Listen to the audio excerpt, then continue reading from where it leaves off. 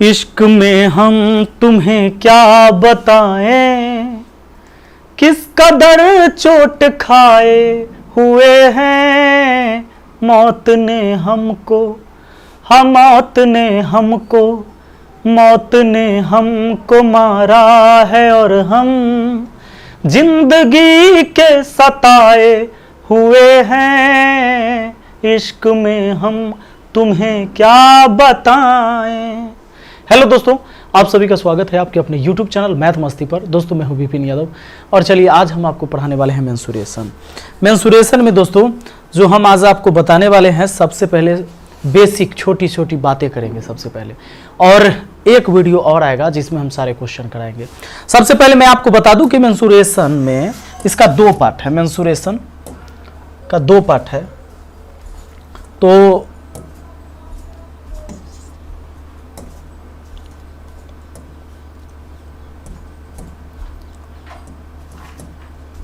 आइए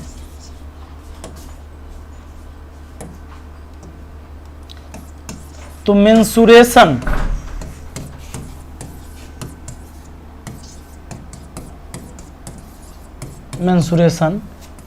इसके दो पार्ट हैं, एक 2D और एक होता है इसका 3D। 2D कौन है और 3D कौन है? 3 डायमेंशन और 2 डायमेंशन। जिसमें लंबाई चौड़ाई होगा ये हो गया आपका 2D, और जिसमें लंबाई चौड़ाई ऊंचाई भी होगा वो होगा 3D। मतलब कि अगर हम बात करें आपसे कि भैया 2D में कौन कौन आएगा, तो आपके सारे तरह के चतुर्भुज आ जाएंगे, जितने भी प्रकार के चतुर्भुज हैं आपके त्रिभुज आ जाएंगे। तो चतुर्भुज और त्रिभुज, जितने भी प्रकार के त्रिभुज के बारे में पढ़ना है, चतुर्भुज के बारे में पढ़ना है और वृत्त के बारे में पढ़ना है या अर्धवृत्त के बारे में पढ़ना है, ये सारे आपके 2D में हो जाएंगे।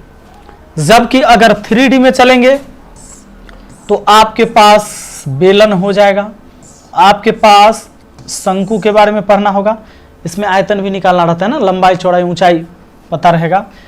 अब देखिए इसमें क्षेत्रफल और परिमाप का चर्चा होगा, इसमें पृष्ठीय क्षेत्रफल भी पूछेगा, आयतन भी पूछेगा, ठीक है।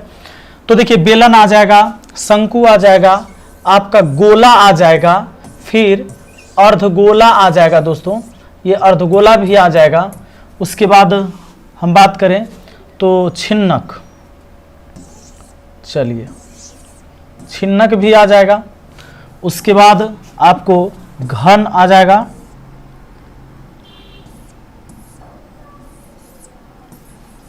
चलो घन आ गया। इसमें घनाभ आ जाएगा, घनाभ।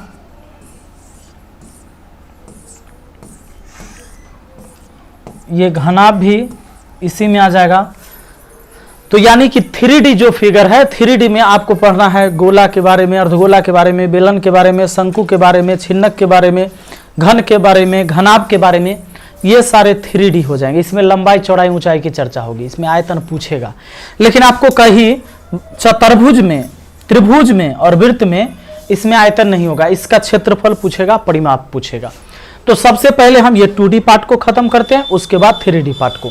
आइए 2D में हम आपको एकदम बेसिक से समझाते हैं, एक बच्चे की तरह आप आसानी से सीख पाओगे जैसे बच्चा सीखता है। सबसे पहले हम बात करेंगे, यहां पर ध्यान दीजिएगा, आयत के बारे में। आयत यानी रेक्टेंगल। आयत है क्या? एक ऐसा चतुर्भुज जिसके आमने सामने की भुजाएं बराबर हो तथा प्रत्येक कोण 90 डिग्री है। दोस्तों एक ऐसा चतुर्भुज जिसके आमने सामने की भुजा बराबर हो, यहां पर चारों भुजा नहीं कहा जा रहा है, आमने सामने की भुजा बराबर हो और प्रत्येक कोण 90 डिग्री का हो, यह आयत होता है। इसका प्रत्येक कोण जो होता है ना दोस्तों, इसका प्रत्येक कोण 90 डिग्री का ही होता है। प्रत्येक कोण कितना होता है? 90 डिग्री का ही होता है, प्रत्येक कोण 90 डिग्री का होता है। तो इसके आमने सामने की भुजा बराबर, ये दोनों लंबाई है, जबकि ये और ये चौड़ाई इसको बोला जाता है। और आपको ये बात पता होगा, नहीं पता है तो जान लीजिए, इसका एरिया जो होता है, इसका क्षेत्रफल जो होता है वो लंबाई गुने चौड़ाई होता है। किसका क्षेत्रफल? आयत का क्षेत्रफल। लंबाई गुना चौड़ाई आयत का क्षेत्रफल हो गया। दोस्तों एक बात जान लो, यहां से अगर यहां इसको मिला देते हैं तो ये होता है विकर्ण, ये विकर्ण होता है, या ऐसे भी मिला दीजिए तो विकर्ण। एक विकर्ण इस आयत को दो बराबर भाग में बांट देगा। ध्यान दें, जैसे मैं अगर बात करूं आपसे कि इस कोना से लेकर इस कोना को मिला दिया, ये आयत दो बराबर पार्ट में बट गया, ये पहला पार्ट मान लो और ये दूसरा पार्ट, ये त्रिभुज एक बन के आया और यह एक समकोण त्रिभुज बन के आया इसमें। अब लो, ये त्रिभुज अगर आपको कभी केवल ये वाला पता है और ये पता है और ये पता है तो भी आप इसका एरिया निकाल सकते हो, क्योंकि ये पता तो ये हम निकाल लेंगे, क्योंकि त्रिभुज के किसी दो भुजा के बारे में अगर आपको पता है, चाहे वो कोई भी त्रिभुज क्यों ना हो, ध्यान दें, ये यहां पर आइए, कोई भी त्रिभुज नहीं, समकोण त्रिभुज की अगर मैं बात करूं, ध्यान दीजिएगा, अगर दो भुजा पता है, अगर ये मान लो 4 सेंटीमीटर, ये 3 सेंटीमीटर, अगर समकोण त्रिभुज है, समकोण त्रिभुज, तो ये हो जाता है 5, ये 5 हो जाता है। तो उसी तरह अगर ये हमको नहीं पता हो, ध्यान दीजिए, अगर ये हमको नहीं पता, ये 4 है, ये 5 है, तो ये 3 हो जाएगा, ये पता हो जाएगा। तो उसी तरह अगर मान लीजिए कि ये 5 है, ये 4 है, तो ये हमको पता चल जाएगा 3, क्योंकि देखिए 90 डिग्री के सामने की भुजा कर्ण होता है, ये एक त्रिभुज बना जिसमें 90 डिग्री के सामने की भुजा कर्ण हो गया। तो अगर ये 4 है, ये 5 है, तो ये 3 हो गया। अब लंबाई भी पता, चौड़ाई भी पता, गुना कर दो, 4 × 12, अगर सेंटीमीटर में है तो 12 वर्ग सेंटीमीटर कहेंगे इसका क्षेत्रफल। तो ये आयत के बारे में जान लीजिए। दूसरा, अब कोई भी चतुर्भुज होता ना दोस्तों, तो भी एक चीज काम करता, वो कौन सा काम करता देख लो। आपको पता है किसी भी त्रिभुज का एरिया, अगर कोई त्रिभुज आपको नहीं पता है, अगर मान लो कि ये 12 है, ये 8 है, ये 6 है, तो इसका एरिया अगर आपको निकालना है इस त्रिभुज का, तो सबसे पहले आप क्या करो, इसका अर्ध परिमाप निकालो। अर्ध परिमाप यानी इन तीनों को जोड़कर 2 से भाग, परिमाप का आधा। कोई भी आकृति के सभी भुजा के लंबाई का योग, यानी उसका जो घेरा है उसको जोड़ देंगे ना तो परिमाप होता है। और अर्ध परिमाप परिमाप का आधा होता है। 12 8 20 6 26, 26 को 2 से भाग दे दिया, ये 13। अब इस त्रिभुज की एरिया अगर निकालनी है तो आपको लगा देना है यहां पर √S, यहां लिखना है S - A, S - B और फिर S - C, ऐसे लिखना है S - C, ऐसा रहेगा रूट के अंदर। तो ये किसी भी त्रिभुज के एरिया के लिए फॉर्मूला होता है। अगर इस फार्मूला से इसकी एरिया निकाले, हालांकि यहां तो समकोण त्रिभुज का नियम लग जाएगा, लेकिन यह भी लगेगा। अगर ये वाला एरिया हम निकाल लेते हैं तो इसी का फिर दुगना कर देंगे, एरिया निकाल के दुगना कर देंगे तो इधर वाला भी हो गया, यानी हो गया इस आयत का क्षेत्रफल।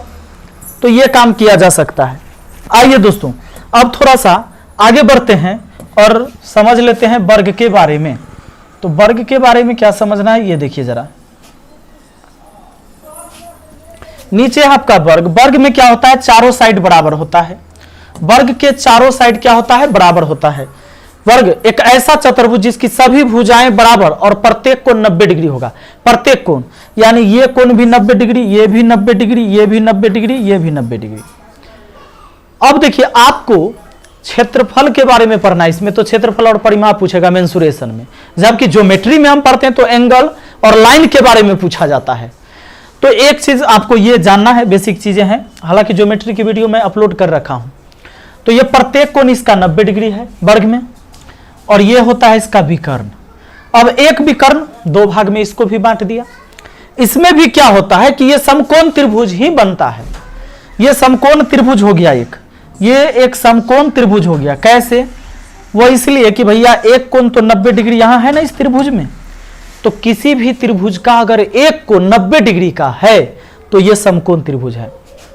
अगर आपको केवल ये बात, अब देखिए इसका क्षेत्रफल अगर ये लंबाई चौड़ाई पता है तो निकल गया, यानी प्रत्येक भुजा इसको A से डिनोट किया जाता है। तो इसका जो क्षेत्रफल होगा A गुना A यानी कि A²। तो एक तो तरीका ये है कि अगर मान लो इस वर्ग के एक भुजा 6 सेंटीमीटर का है, तो इसका एरिया जो होगा ना दोस्तों, एरिया 6 के स्क्वायर यानी 36 वर्ग सेंटीमीटर हो जाएगा इसका आंसर। ठीक है। अच्छा, एरिया वर्ग सेंटीमीटर में लिखना है, जबकि परिमाप होगा तो मीटर में लिखाएगा। अगर आयतन है, आयतन रहेगा तो मीटर क्यूब, सेंटीमीटर क्यूब होगा। तो ये आपका वर्ग है। अब एक बात मैं आपसे बता दूं, ध्यान देना कि चाहे वो आयत हो, अच्छा ये हट गया है, चलो कोई बात नहीं। अगर ये वर्ग है, ये वर्ग है, तो इस वर्ग में एक विकर्ण और ये दूसरा विकर्ण, ये दोनों विकर्ण आपस में बराबर ही होता है अगर वर्ग है तब। ये थोड़ा सा टेढ़ा हो गया है, पोलियो मार दिया इसको, आइए यहां से। तो चलो, ये दोनों विकर्ण आपस में क्या होता है, बराबर ही होता है। अब ज्योमेट्री में विकर्ण के बारे में पढ़ना है, लेकिन हमें पढ़ना है यहाँ पर क्षेत्रफल और परिमाप के बारे में। ज्योमेट्री में बाकी सारी चीजें मैं बता दिया हूं। आगे आइए, इसके और सारे बेसिक चीज पर ध्यान देते हैं। आइए, अगला है हमारा तीसरा, ध्यान दीजिएगा, समानांतर चतुर्भुज। एक ऐसा चतुर्भुज जिसकी आमने सामने की भुजाएं एक दूसरे के समानांतर एवं बराबर हो। एक ऐसा चतुर्भुज जिसके आमने सामने की भुजा एक दूसरे के समानांतर एवं बराबर हो। मतलब इसके बराबर ये वाला समानांतर यानी पैरेलल, ये एक दूसरे से कभी भी नहीं मिल सकता है, एक दूसरे को कभी भी नहीं काट सकता है। जैसे मान लो इस भुजा को आगे की ओर बढ़ा देंगे, इस भुजा को भी आगे की ओर बढ़ा देंगे, तो ऐसा कभी नहीं कि ये एक दूसरे को कहीं जाकर काटेगा, नहीं काटेगा। तो इसके आमने सामने की भुजा समानांतर होगी और एक दूसरे के बराबर भी होगी। ये भुजा इसके बराबर और ये भुजा इसके बराबर, और ये भुजा भी एक दूसरे को कितना भी आगे बढ़ा दीजिए कभी नहीं काट सकती। ये समानांतर चतुर्भुज है। इसमें भी दोस्तों उसी तरीके से, ये देखिए, आपको चाहे तो ऐसे लेके और यहां पर देखिए, अगर इसका आधार और यहां से ऊंचाई पता हो जाएगा तो आप गुना कर दोगे, आधार गुने ऊंचाई, इसका क्षेत्रफल हो जाएगा। दूसरा कंडीशन, ये वाला और ये वाला और ये वाला नियम से एक त्रिभुज का एरिया निकाल दिए, इसका दुगना कर देंगे तो इस पूरे का एरिया निकल जाएगा। ऐसे ही सवाल सेट होके आएगा। वो चीज इसमें भी लागू होगा। कोई एक विकर्ण इसको दो बराबर भाग में बांट देता है, एक त्रिभुज का एरिया निकला, दूसरा का एरिया निकल गया। या इसके लिए, ये समचतुर्भुज के लिए तो ये भी फॉर्मूला 1/2 पहला विकर्ण गुना दूसरा विकर्ण। अच्छा देखो, अब एक बात आप समझ लो इसके एरिया के लिए, समचतुर्भुज और समानांतर चतुर्भुज, ये क्या है, समानांतर चतुर्भुज। समानांतर चतुर्भुज में क्या है कि इसके आमने सामने की भुजा बराबर और समानांतर होती है, यानी एक दूसरे को कभी नहीं काटेगा। तो क्या हम कह सकते हैं कि एक आयत जो है ये भी समानांतर चतुर्भुज है? और क्या हम ऐसा कह सकते हैं कि वर्ग जो है ये भी समानांतर चतुर्भुज है? दोस्तों ये बात बिल्कुल सही है, आयत भी समानांतर चतुर्भुज है और वर्ग भी समानांतर चतुर्भुज है भैया, यह समानांतर चतुर्भुज है। ध्यान दीजिएगा, यह समानांतर चतुर्भुज की श्रेणी में आ गया। मैं आपसे फिर कहता हूं कि ज्योमेट्री की भी वीडियो जरूर देखिएगा, तब जाके आपको इसके बारे में बहुत अच्छा से समझ में भी आएगा, क्योंकि उस लाइन के बारे में और एंगल के बारे में बताया गया है, उसमें भी बेसिक चीजें बताया गया है। यहां भी हम बता रहे हैं, ये आयत, वर्ग और ये देख लो, ये सारे जो है ना चतुर्भुज, ये समानांतर चतुर्भुज है। क्योंकि समानांतर चतुर्भुज का परिभाषा ही है उसके आमने सामने की भुजा बराबर और समानांतर होनी चाहिए। बताओ क्या इसके आमने सामने की भुजा इक्वल होगा कि नहीं होगा? इसके आमने सामने की भुजा इक्वल होगा कि नहीं होगा? अच्छा, इसमें भी आमने सामने की भुजा बराबर, आमने सामने की भुजा बराबर। जब चारों भुजा इसमें बराबर होता है तो आमने सामने होगा, बराबर होगा। ये सब समानांतर चतुर्भुज में आ गया। अब देखो यहां समचतुर्भुज, रोम्बस, एक ऐसा समानांतर चतुर्भुज जिसकी चारों भुजाएं बराबर हो, समचतुर्भुज। अब इसमें क्या है, इसकी प्रत्येक भुजा ए है, इसकी प्रत्येक भुजा क्या है, ए है। ये आगे आपको समचतुर्भुज में प्रत्येक भुजा बराबर है। देखिए इसको डिलीट करके थोड़ा सा हम बनाते हैं। जैसे मान लो दोस्तों ये एक वर्ग है जिसकी प्रत्येक भुजा ए है, ठीक है। इसी का कान पकड़ के इसे अगर खींच दें तो कैसा बन जाएगा जानते हैं? वो थोड़ा सा, चलिए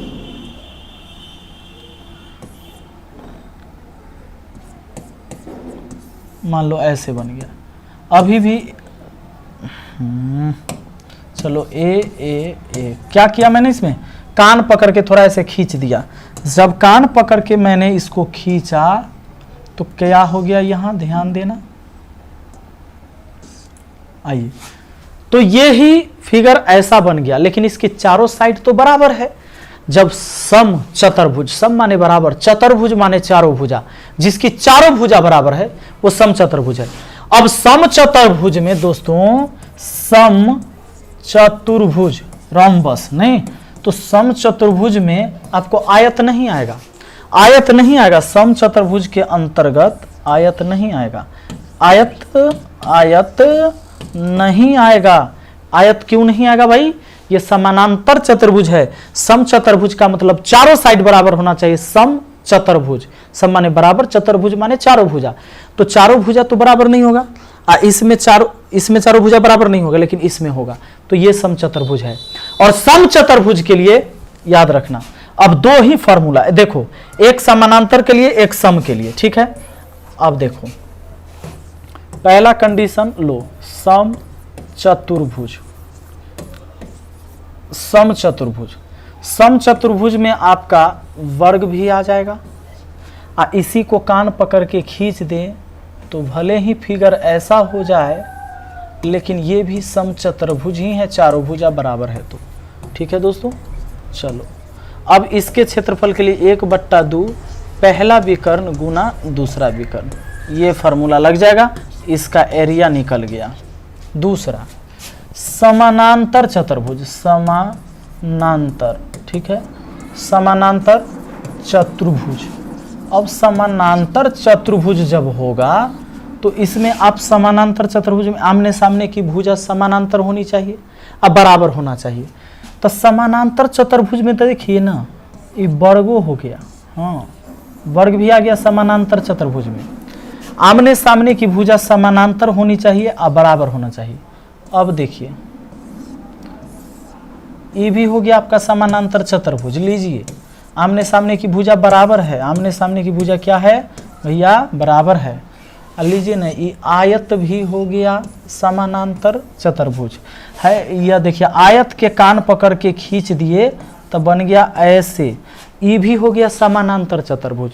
और इसका एरिया आधार, आधार गुना ऊंचाई, ठीक है, आधार गुना ऊंचाई, इसकी एरिया हो गया, इसकी एरिया आधार गुना ऊंचाई। जैसे मान लीजिए आधार गुना ऊंचाई, ऊंचाई का मतलब ये नहीं होता है, ये नहीं हुआ ऊंचाई, ये नहीं ऊंचाई हुआ, ये तिरछा हो गया। ये मान लो ऐसे, ये हो गया, ये ऐसे ऊंचाई निकालेंगे, इसका जो टेढ़ा वाला रहेगा इसका निकाल लेंगे। इसके पास हमारे पास डाटा रहेगा कि हम कैसे निकालेंगे, त्रिभुज के नियम से निकालेंगे। तो आपको ये पूरा पता रहना चाहिए, सीधा ऊंचाई पता ना हो चाहिए। गुना कर दिए, इसका एरिया हो गया, ये पता है, ये ऊंचाई सीधा पता है। अच्छा यहाँ से यहाँ है तो यहाँ से यहाँ भी तो उतना ही होगा, ए गुने ए, तब ना ए स्क्वायर हो जाता है इसका एरिया, ए स्क्वायर इसका एरिया। और देखो इसका लंबाई और इसकी ऊंचाई बी होती है, यही ना आधार गुना ऊंचाई हो जाता है, सीधा ऊंचाई है, इसीलिए एल गुना बी हम कह देते हैं, इस आयत का क्षेत्रफल एल गुना बी कह देते हैं, ठीक है। तो ये बातें होती है। अब आप सम चतुर्भुज और समानांतर चतुर्भुज, समानांतर चतुर्भुज में वर्ग आ जाएगा, ध्यान देना, लेकिन सम चतुर्भुज में कभी आयत नहीं आएगा, इस बात को ध्यान देना। अब एक हमारा होता है दोस्तों समलंब चतुर्भुज। अगर आप परिभाषा सीधा सीधा हिंदी में जानते हो ना तो हो गया सम चतुर्भुज जिसकी चारों भुजा बराबर होनी चाहिए, आमने सामने की भुजा बराबर और समानांतर, हो गया सम चतुर्भुज। समानांतर चतुर्भुज का मतलब होता है, अच्छा सम चतुर्भुज मतलब चारों भुजा बराबर होनी चाहिए और समानांतर होनी चाहिए। समानांतर चतुर्भुज का मतलब आमने सामने की भुजा समानांतर होनी चाहिए, ठीक है, बराबर होनी चाहिए। सम चतुर्भुज माने चारों भुजा बराबर, और समानांतर वाला में केवल आमने सामने की भुजा बराबर, ये बात होती है, और समानांतर तो होना ही है। दूसरा अब हमारा है समलंब चतुर्भुज। इसमें क्या होता है कि कोई भी एक जोड़ा आमने सामने वाला समानांतर रहना चाहिए, बाकी दो गो समानांतर नहीं रहना चाहिए। जैसे इसमें ये दो भुजा, इस ए बी सी डी कर दिया। समलंब चतुर्भुज ट्रेपेजियम एक ऐसा चतुर्भुज जिसके सम्मुख भुजा का कोई एक जोड़ा समानांतर हो, कोई एक जोड़ा, कोई एक पेयर इसका समानांतर होना चाहिए। जैसे ये दोनों साइड एक ऐसा है कि इसको आगे कितना भी बढ़ा देंगे हम इसको, ये कभी एक दूसरे को काटने वाला नहीं। इसको सीधे लेके जाइए तो ये कभी एक दूसरे से मिलेगा नहीं, ये सीधा जाएगा, यानी कभी एक दूसरे को नहीं काटेगा, कहीं क्रॉस नहीं करेगा एक दूसरे को। यानी इसकी दो भुजा जो है पैरेलल है, यानी समानांतर है। और जबकि ये दो भुजा की अगर बात करें, इसको हम आगे बढ़ाएंगे, ये ऐसे जा रहा है, सीधे बढ़ाएंगे तो आगे कहीं ना कहीं दूर जाके काट देगा, तो ये दो असमानांतर है, दो समानांतर नहीं है। तो अब क्या हो जाएगा, ये हो गया आपका समलंब चतुर्भुज।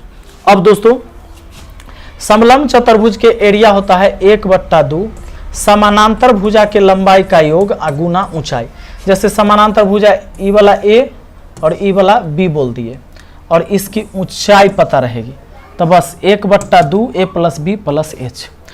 कोई भी चतुर्भुज हो उसके चारों साइड जोड़ दीजिए, बस हो गया उसका एरिया, सॉरी परिमाप हो गया। आइए हम क्वेश्चन करेंगे तो बाकी सारी चीजें क्लियर होगा। एक बार हम परिचय करवा देते हैं इस वीडियो में। अब हमारे पास है समकोण त्रिभुज, क्योंकि इसके बारे में भी हमको पढ़ना है। समकोण त्रिभुज तो यानी कि राइट एंगल ट्रायंगल, एक त्रिभुज जिसका एक कोण 90 डिग्री के बराबर हो। कोई भी ऐसा त्रिभुज जिसका एक कोण 90 डिग्री के बराबर हो समकोण त्रिभुज होता है। और समकोण त्रिभुज के ये कर्ण हो गया दोस्तों, ये 90 डिग्री यहाँ है, 90 डिग्री के कोण के सामने की भुजा कर्ण होता है। एक लंब यहाँ तो आधार यहाँ, क्योंकि अगर थीटा यहाँ इस कोण से बात करिएगा तो लंब ये होगा, जबकि इस कोण से बात करिएगा तो लंब बी हो जाता है। ट्रिग्नोमेट्री में भी बताया मैंने और ज्योमेट्री में भी। इसमें नियम यह है कि कर्ण का वर्ग जो होता है, कर्ण का वर्ग बाकी दोनों छोटी भुजा के वर्गों के योग के बराबर होता है। इस शर्त को, ये पाइथागोरस का नियम है, इस बात को आपको याद रखना है। कर्ण का वर्ग बाकी दोनों भुजा के वर्गों के योग के बराबर होता है। जैसे अगर ये आपको पता है 5, ये पता है 3, तो ये पता चल जाएगा। वो कैसे चलेगा, तो यहाँ मान रखिए यही कर्ण का वर्ग, तब 5 का वर्ग यहाँ 25 बराबर, इसकी वैल्यू 3 है, इसकी वैल्यू नहीं पता p², इस b का वैल्यू 3 है तो 3 का स्क्वायर 9। अब 25 में से 9 घट गया, इधर 16 हो गया। अब 16 अब बराबर के उधर कौन, तब p²। अब स्क्वायर हटा तो इधर रूट चढ़ा तो 4 आ गया p की वैल्यू, यानी लंब हो गया 4। दूसरा है, आगे समझिए, समद्विबाहु त्रिभुज। अच्छा, इसका एरिया की अगर हम बात कर दें तो इसकी एरिया होती है 1/2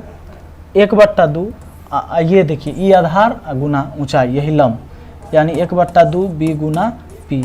अच्छा, ये फार्मूला किसी भी त्रिभुज पर लगेगा, लेकिन उसकी सीधी ऊंचाई पता होनी चाहिए। जैसे इसमें भी लग जाएगा, लेकिन ये सीधा ऊंचाई पता रहेगा तब। इसमें लग जाएगा 1/2 आधार ये वाला पूरा, इसका कुछ भी नाम दे दे, अगर x नाम दे दे तो x, ऊंचाई अगर h है तो h, बस इस पर भी लग जाएगा। ऐसा नहीं कि ये फार्मूला केवल समकोण त्रिभुज में लागू होता है। किसी भी त्रिभुज का अगर आधार ऊंचाई पता है तो 1/2 आधार गुने ऊंचाई लगा सकते हैं क्षेत्रफल के लिए। समद्विबाहु त्रिभुज एक ऐसा त्रिभुज जिसकी कोई दो भुजा आपस में बराबर हो, कोई भी दो, लेकिन दो को बराबर होना चाहिए। सम माने बराबर, दुई माने दूगो, बाहु माने भुजा, जिसकी दो भुजा बराबर है। अब कोई भी ऐसा त्रिभुज दोस्तों जिसकी दो भुजा बराबर है तो उसके दो कोण भी बराबर होंगे। लीजिए यहां पर लिखा हुआ है, किसी समद्विबाहु त्रिभुज के सम्मुख कोण बराबर होते हैं, यानी कि समद्विबाहु त्रिभुज है तो इसके ये दोनों कोण बराबर होंगे। ये दो भुजा जहां पर टीका है तीसरी भुजा के दोनों छोर पर दोनों कोण बराबर हो जाएगा। ठीक है, अगर तीनों भुजा बराबर है तो तीनों कोण बराबर, कोई भुजा बराबर नहीं है तो कोई कोण बराबर नहीं, लेकिन तीनों कोणों का योग 180 डिग्री होगा। आइए अब दोस्तों, अब समझिए कि परिमिति, ज्यामितीय आकृति के बाह्य सीमा रेखा की लंबाई परिमिति या पेरीमीटर कही जाती है। मैंने पहले ही कहा कि किसी का परिमाप निकालना है तो इसकी बाहरी जो सीमा है इस सारे साइड को जोड़ दीजिए, बस उसका परिमाप। अगर मान लो ये 4 है, ये 6 है, ये 8 है, ये 7 है, तो इसकी परिमाप सबको जोड़ दो। 4, 6, 10, 8, 18, 7, 25, ये 25। अगर मीटर है तो मीटर में लिख दो, सेंटीमीटर है तो सेंटीमीटर में, यही परिमाप हो गया। कोई त्रिभुज है दोस्तों, तो त्रिभुज में मान लो एक भुजा 6, एक भुजा 9, एक भुजा 12, तो सब परिमाप इसका कितना हो जाएगा, 9, 6, 15, 15, 12, 27, ये परिमाप हो गया। जबकि अर्ध परिमाप अगर कहा जाए, सेमी पेरीमीटर कहा जाए, तो इसका आधा कर देना, परिमाप के आधा। ठीक है, हो जाएगा आपका। तो मुझे उम्मीद है कि ये चीज़ें आपको आया समझ में। देखिए अगला हमारा है वृत्त। एक बार हम परिचय करवा दे रहे हैं क्योंकि ये सारी बेसिक चीज़ें हम बता रहे हैं। वृत्त, किसी वृत्त का चाप, पहले तो ये वृत्त है और वृत्त का चाप क्या होता है। वृत्त की परिमिति वक्र रेखा का एक हिस्सा है, एक खंड का चाप कहलाता है, का एक खंड का चाप कहलाता है। जैसे एक ये परिधि है और ये परिधि में मान लो यहां से लेकर यहां तक की अगर हम बात कर दे, इसी का एक खंड ले लिया मैंने, क्या किया, इसमें से एक टुकड़ा ले लिया, वृत्त के परिधि का एक टुकड़ा ही इसका चाप होता है दोस्तों। चाप ए बी हो गया, ए बी लंबाई है, ए बी क्या है, ये लंबाई, यहां से यहां इसका कोई दूरी होगा, है ना। अगर मान लो कि ये 5 मीटर ऐसा हो सकता है।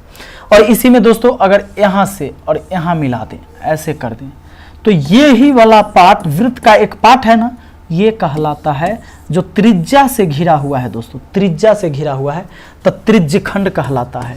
ये क्या कहलाता है, त्रिज्य खंड कहलाता है, त्रिज्य खंड, ये त्रिज्य खंड हो गया, ठीक है। और मान लो कि कोई वृत्त है और वृत्त में ऐसे है, ठीक है, तो ये जो एक पार्ट है वृत्त के जीवा जो है, ये जीवा होता है, और जीवा जो पार्ट बांट दिया ये वृत्त खंड कहलाएगा, वृत्त खंड हो गया दोस्तों, ये वृत्त खंड हो गया। ये हो गया वृत्त दो खंड में, एक खंड इधर एक खंड उधर, तो ये वृत्त खंड, दोनों वृत्त खंड ही है। हाँ, अगर इसको कहें तो छोटा वाला वृत्त खंड यानी लघु वृत्त खंड, और ऊपर वाला का बात करिएगा तो दीर्घ वृत्त खंड कह सकते हैं आप, दीर्घ वृत्त खंड कह सकते हैं, दीर्घ वृत्त खंड कह सकते हैं।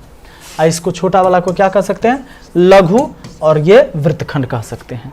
आज जो त्रिज्या से घिर गया ये त्रिज्य खंड कहलाता है, ठीक है। ये जो कोई पार्ट है, मान लो यहां से यहां तक हम अगर सी दे दिए तब बीसी एक चाप हो गया, ठीक है। आइए पूरा घेरा इसका परिधि हो गया। आइए हम इसके बारे में फिर डिटेल से पढ़ेंगे, एक बार हम ये केवल ये बता रहे हैं कि भैया हमको पढ़ना क्या क्या है। देखिए यही वृत्त का त्रिज्य खंड, वृत्त के चाप, उसके केंद्र एवं दो त्रिज्याओं से घिरा क्षेत्र त्रिज्य खंड कहलाता है, जो अभी मैंने समझा दिया कि इस चाप आई दो त्रिज्या से घिरा हुआ एक खंड, यही जो खंड है, ये जो छायांकित भाग, यही छायांकित भाग त्रिज्य खंड हो गया, ए ओ बी ऐसे, ठीक है ना, ये त्रिज्य खंड हो गया दोस्तों। चलो आगे बढ़ते हैं। तो अब ये सारी चीजें हो चुका है यहाँ तक। हम अगली वीडियो में अब क्या करेंगे, जैसे अब मैं चतुर्भुज लेके चलूंगा कि चतुर्भुज, अब चतुर्भुज पढ़ना है तो डिटेल से चतुर्भुज के सारे चीजों को एनालिसिस करूंगा अगली वीडियो में, और उस पर संबंधित प्रश्न करा दूंगा। एक वीडियो लेकर आऊंगा त्रिभुज पर, त्रिभुज को पूरा एनालिसिस कर दूंगा। अभी तो केवल मैंने ये बताया इस वीडियो में कि पढ़ना क्या है, होता कैसे है, क्या क्या है, वो चीजें समझा दिया है। त्रिभुज लेके आएंगे, त्रिभुज पूरा खत्म कर देंगे एक वीडियो में, और एक वीडियो में वृत्त को खत्म कर देंगे। 3 वीडियो इसके लगातार देखिएगा मेंसुरेशन का 2D पार्ट खत्म होगा, और फिर आगे हम 3D पार्ट में चलेंगे, जैसे बेलन, शंकु, गोला, अर्धगोला है, उसको खत्म कर देंगे। और इस तरह से आसानी से 5-6 क्लास में अच्छा से पूरे मेंसुरेशन को हम कंप्लीट कर देंगे। दोस्तों अगर ये वीडियो अच्छा लगा है तो लाइक जरूर करिएगा, क्योंकि आज बेसिक चीज़ मैंने इसलिए बताया ताकि आपके अंदर अगर आपको गणित नहीं आता है तो एक इच्छा आ जाए कि भैया हम सीख सकते हैं, हमें समझ में आ रहा है, और बिल्कुल समझ में आएगा। हम मिलते हैं फिर अगली वीडियो में। और हाँ, अगर नए व्यूअर हैं ना तो चैनल को सब्सक्राइब करके बेल आइकन दबा लीजिए, ताकि जब भी हम वीडियो डालेंगे तो उसका नोटिफिकेशन सबसे पहले मिले। ये कल ही वीडियो मिलेगा, डेली वीडियो मिलेगा लगातार, ठीक है। Thank you, best of luck.